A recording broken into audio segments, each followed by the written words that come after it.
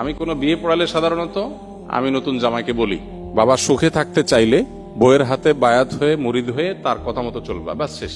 যারা সদ্য বিবাহিত তাদের উদ্দেশ্যে আমার উপদেশ সবসময় থাকে, তারা স্ত্রীর কথা মেনে চলবেন, ব্যাস এটাই উপদেশ। আপনারা হেসে উড়াই দিলেন জিনিসটা, সিরিয়াস উপদেশ। এটাই হলো পারিবারিক সুখ শান্তির মূল মন্ত্র।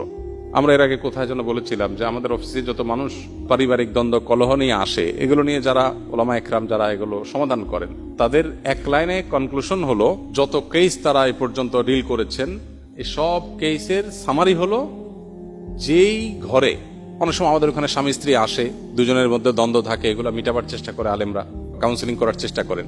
তো তারা বলেন যে যত কেস আমরা ঘাটছি এই নিয়ে, সবগুলো কেসের সামারি অলমোস্ট একটাই, সেটা হলো যেই ঘরে স্বামী স্ত্রীর কথা মতো চলে, স্বামীর স্ত্রীর প্রত্যেকটা কথা মানে, সেখানে কোনো অশান্তি নেই। অশান্তিটাই হলো সেখানে যেখানে কথা শোনা হয় না, বাস। এই জন্য নবদম্পতি যারা আছেন তাদের উভয়ের এটা আমল করা উচিত। বিশেষ করে ছেলেদের একটু বেশি আমল করতে হয় আর কি, মেয়েদের একটু কম, তবে মেয়েদেরও করা দরকার।